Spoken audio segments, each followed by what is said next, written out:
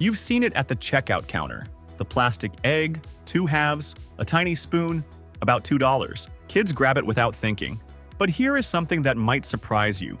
This candy only exists because of a law about medicine. The original Kinder Egg, chocolate shell, toy inside, sold in more than 170 countries, illegal in the United States, has been for decades, not because of the toy, not because of a recall, because of one clause in a 1938 law. No candy can contain a non-food object embedded inside. That clause was never meant for chocolate, and the way Ferrero solved it turned a $2 plastic egg into a $200 million a year business. In 1968, Michel Ferrero noticed a tradition in Italian Easter. Families hid gifts inside chocolate eggs, large ones, hollow. He wanted that year-round, not just Easter, every day. In 1974, Kinder Surprise launched. Hollow chocolate shell, yellow capsule, small toy inside. It took off. 30 countries in the first decade. Over 30 billion sold worldwide.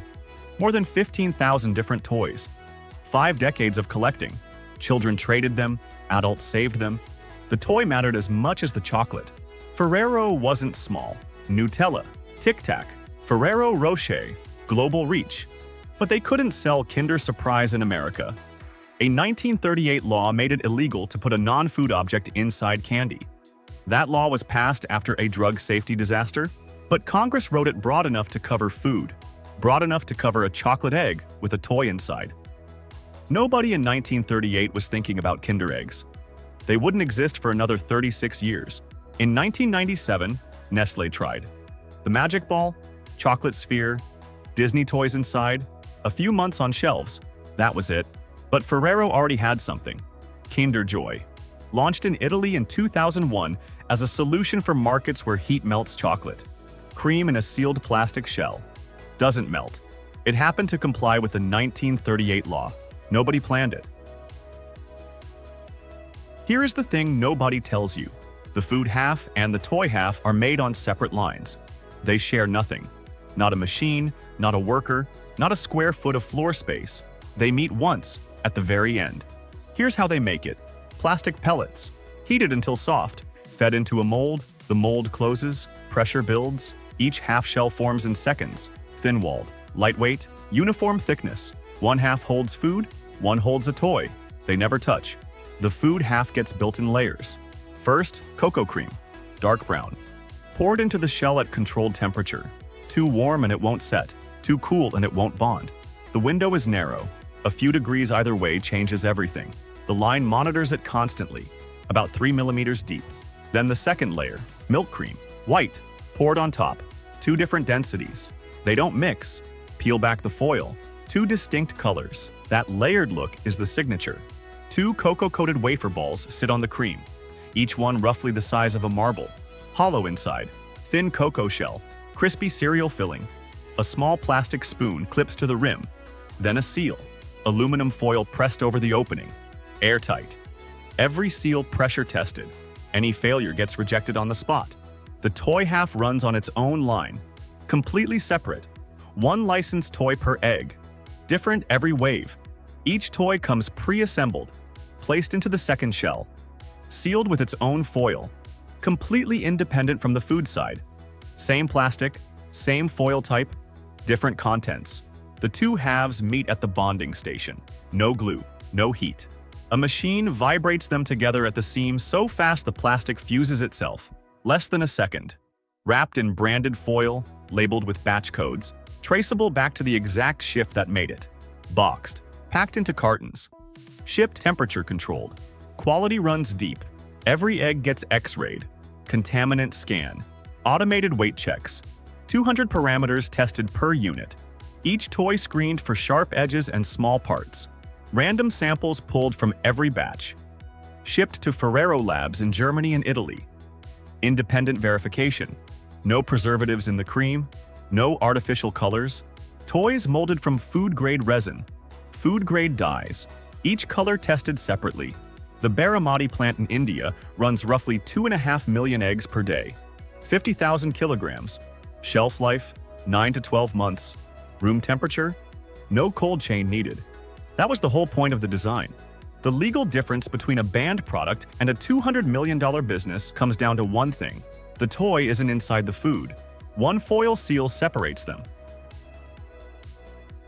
That $2 egg went through more production steps than most items in a grocery cart. A chocolate bar, molten chocolate, one mold, one wrapper, done. Peanut butter, roasted, ground, jarred. Cereal, grain, pressed, coated, boxed. One production line each. Kinder Joy runs 2. Seals each half independently. Fuses the halves with vibration. X-rays every single unit. Sends samples to labs on 2 continents. The most engineered product at the checkout counter isn't the phone charger or the battery pack. It's the plastic egg next to the gum. Most candy is designed to be simple. Fewer steps, fewer failure points, lower cost, higher margin. Kinder Joy went the other direction. More steps, more equipment, more testing. The margin isn't in the cream, it's in the toy. That's what makes the whole thing work. Here is where the story flips. Kinder Joy wasn't a legal hack. Ferrero didn't design it to outsmart regulators. It was a heat solution, built for the Middle East and India, 17 years before it reached America. But when it arrived in late 2017, results exceeded every forecast. Tens of millions of eggs in the first year alone. First year revenue, $164 million. Year 2, $200 million. Top 3 checkout item. The fastest growing children's confectionery in the country. Half incremental for retailers. New category. New shelf space.